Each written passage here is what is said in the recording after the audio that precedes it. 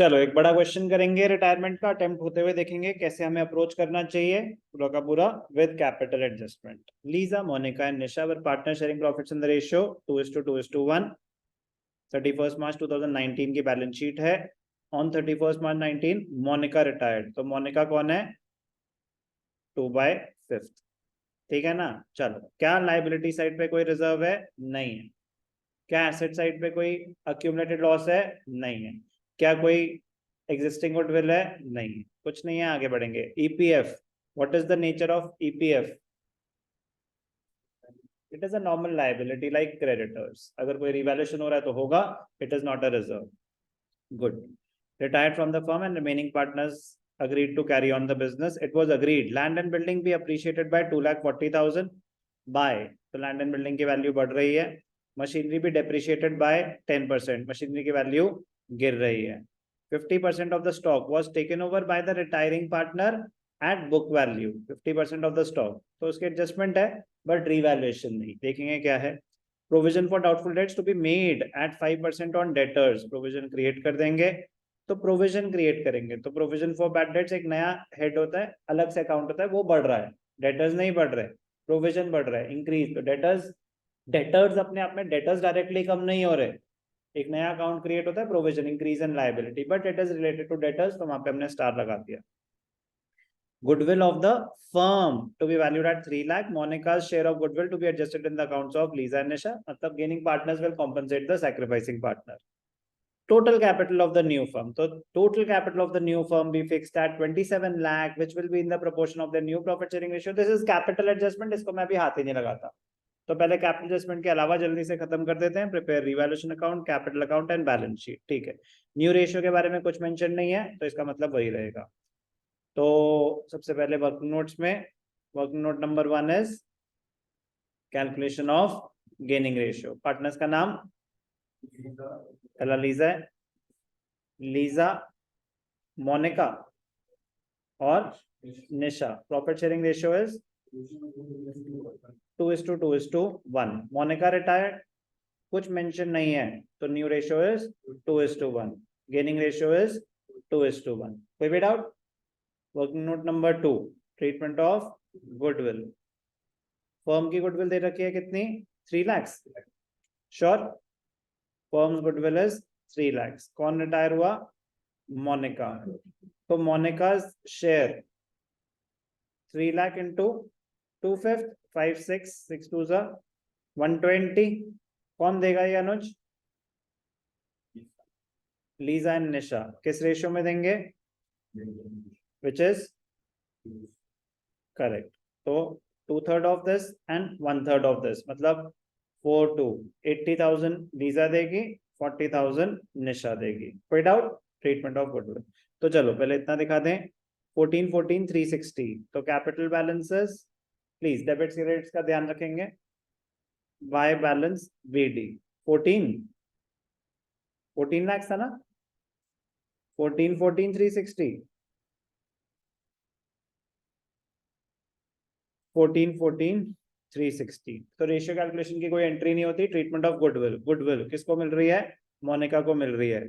तो by Lisa's capital account, by Nisha's capital account. किसको मिल रही है? मोनिका को। कितने? 80,000 एंड 40,000। तो यहाँ पे क्या आ जाएगा? 2 Monica's capital account, 80,000 and 40,000, 80,000 and 40,000। तो treatment of goodwill done. Next treatment of reserves. कोई रिजर्व ही नहीं है, कोई अक्यूमुलेटेड लॉस नहीं है। Next revaluation of assets and liabilities. Land and building भी appreciated by 240 by land and building 240। Machinery भी डेप्रिशिएटेड बाय 10%। अब आपके पास एक ऑप्शन है कि वो साथ साथ कर दो। चलो, land and building, machinery, stock, debtors, bank. Land and building, machinery, stock. अब डेटर्स में हमें पता ही है less provision for doubtful dates, और क्या था, बैंक।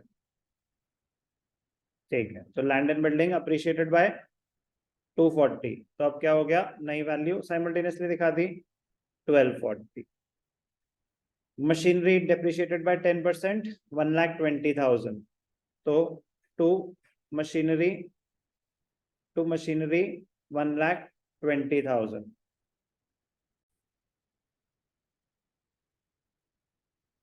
मशीनरी भी डेप्रिशिएटेड बाय 10%, तो 1,20,000, तो मशीनरी की वैल्यू क्या हो गई, 12 लाख माइनस 1080, 1080।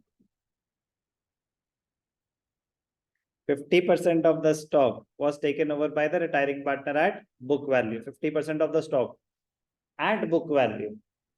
तो मतलब 10 लाख का हाफ 5 लाख का एसेट टेक ओवर कर रहे हैं, रिवैल्यूएशन नहीं है, बुक वैल्यू पे हो रहा है, was taken over by the retiring partner। तो मोनिका क्या ड्रॉइंग्स कि मोनिका थी, रिटायर हो रही, उसने कहा कि यार 50% स्टॉक में लेके जा रही हूँ, कह रहा ले जा, आपके कैपिटल में से इतने पैसे काट, आपको इतने पैसे कम दे देंगे, तो कैपिटल रिड्यूस हो रही है। ड्रॉइंग्स है एक तरह से, ड्रॉइंग्स इन काइंड बोलते हैं इसको। तो Monica's capital account debited to stock account 5 lakh, तो स्टॉक 5 लाख से रिवैल्यू नहीं हुआ, 5 लाख ले गए, तो स्टॉक अब 5 लाख ही रहेगा। तो लेकिन सर स्टॉक की वैल्यू तो गिर गई ना, स्टॉक की वैल्यू गिर गई तो एक साथ एक लाइबिलिटी भी गिर गई, it is not a revaluation item. हाँ, वो half of the stock at 10% discount लेके जाती, तो वो जो 10% डिस्काउंट है वो रिवैल्यूएशन पार्ट बन जाता, बट वो बुक वैल्यू पे लेके गई है। कोई doubt? Provision for doubtful debts was to be made at 5% on debtors. Debtors 4 lakh, 5 fours are 20,000. To provision for doubtful debts 20,000. 4 lakh 20,000. 3 lakh 80,000. Goodwill हम कर चुके हैं, तो लैंड एंड बिल्डिंग दिखा दिया, मशीनरी स्टॉक डेटर्स भी दिखा दिया ना, दिखा दी।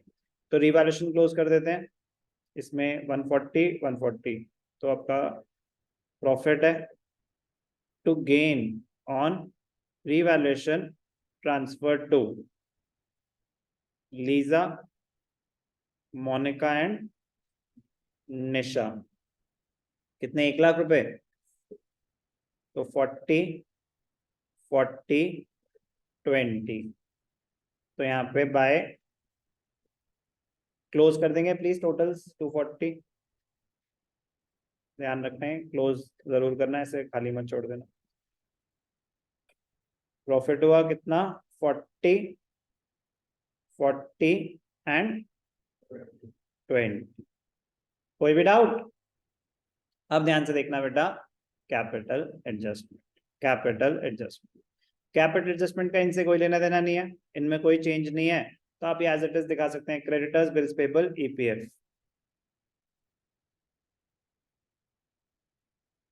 Creditors bills payable EPF. Creditors कितने हैं, 160 244 76, 160 244 160 244 एंड 76।